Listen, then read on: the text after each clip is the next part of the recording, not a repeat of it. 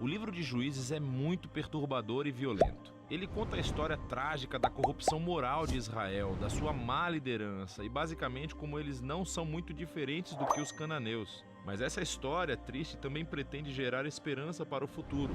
E você pode ver isso na maneira como o livro foi projetado. Há uma grande introdução que prepara o terreno para o fracasso de Israel, já que eles não expulsam os cananeus remanescentes. Em seguida, a grande seção principal do livro tem histórias sobre a corrupção crescente dos juízes de Israel. E a progressão aqui mostra como os líderes de Israel vão de muito bons a regulares e de ruim a piores. A seção final é realmente perturbadora e mostra a corrupção do povo de Israel como um todo. Então, vamos nos aprofundar e explorar cada parte um pouco mais. A sessão de abertura começa com as tribos de Israel em seus territórios na Terra Prometida. E quando Josué derrotou algumas das cidades cananeias principais, ainda havia muita terra a ser tomada e muitos cananeus vivendo nessas áreas. E assim, o capítulo 1 apresenta uma longa lista de grupos e cidades cananeias que Israel não conseguiu expulsar da terra. Lembre-se, todo o objetivo de expulsar os cananeus era evitar sua corrupção moral e a sua maneira de adorar os deuses através do sacrifício infantil. Deus havia chamado Israel para ser um povo santo, e isso não acontece.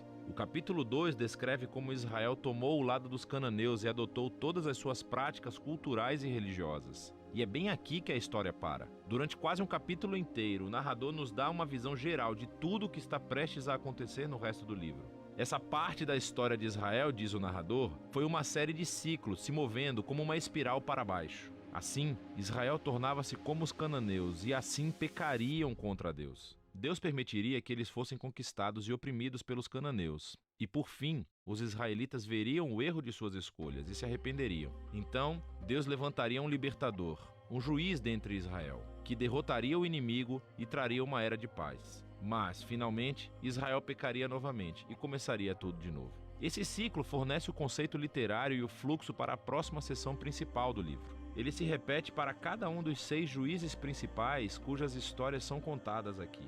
As histórias dos 3 primeiros juízes, Otniel, Eude e Débora, são aventuras épicas, mas são também histórias extremamente sangrentas. Ou os próprios juízes, ou as pessoas que ajudam os juízes derrotam seus inimigos e libertam o povo de Israel.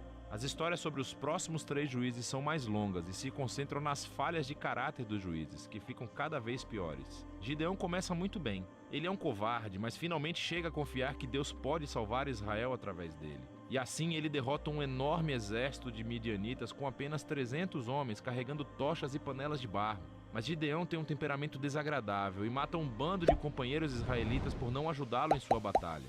E tudo começa a piorar. Ele fabrica um ídolo com o ouro que ganhou das suas batalhas, e depois que morre, todo Israel adora o ídolo como um deus, e o ciclo começa novamente. O próximo juiz principal é Jefté, que é uma espécie de bandido mafioso que vive nas colinas. E quando as coisas ficam realmente ruins para Israel, os anciãos vêm até ele implorando pela sua ajuda. E Jefté foi um líder muito eficaz, ele ganhou muitas batalhas contra os amonitas. Mas ele era tão pouco familiarizado com o Deus de Israel que o trata como um deus cananeu e promete sacrificar a sua filha se vencer a batalha. Essa história trágica mostra o quanto Israel caiu. Eles não conhecem mais o caráter do seu próprio Deus, o que leva ao assassinato e à falsa adoração. O último juiz, Sansão, é de longe o pior. Sua vida começa cheia de promessas, mas ele não tem consideração pelo Deus de Israel. Ele era promíscuo, violento e arrogante. Ele obteve vitórias brutalmente estratégicas sobre os filisteus, mas apenas à custa da sua própria integridade. E a sua vida termina em uma corrida violenta de assassinato em massa. Agora, uma nota rápida aqui. Você notará um tema repetido na seção principal do livro. Em momentos-chave, o Espírito de Deus capacitará cada um desses juízes a realizar grandes atos de libertação. O fato de que Deus usa essas pessoas completamente errôneas não significa que ele endossa todas ou até mesmo qualquer uma de suas decisões. Deus está comprometido primeiramente a salvar seu povo, mas tudo que ele tem são esses líderes corruptos e, por isso, trabalha com eles. Essa sessão inteira é projetada para mostrar o quão ruim as coisas ficam. Você não consegue nem diferenciar os israelitas dos cananeus.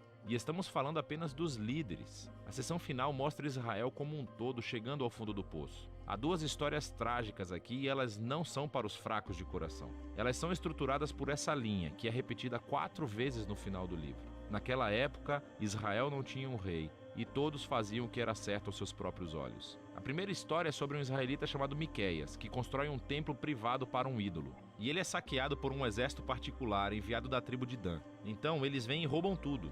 E eles queimam a cidade pacífica de Laís e assassinam todos os seus habitantes. É uma história horripilante. Quando Israel se esquece do seu Deus, o poder e a força consertam as coisas. A história final do livro é ainda pior. É uma história chocante de abuso sexual e violência que leva à primeira guerra civil de Israel. É muito perturbador e esse é o objetivo.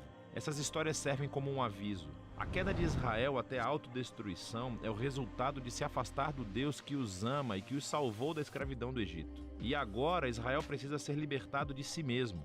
O único vislumbre de esperança nessa história é encontrado nessa linha repetida na última parte do livro. Na verdade, forma a última frase da história: Israel não tem rei. E assim, o palco está montado para que os seguintes livros contem as origens da família do rei Davi, o livro de Ruth, e também as origens do próprio reinado de Israel, o livro de 1 Samuel. Mas a história dos juízes tem valor como uma tragédia. É uma explicação séria da condição humana e eventualmente mostra a necessidade da graça de Deus para enviar um rei que resgatará o seu povo.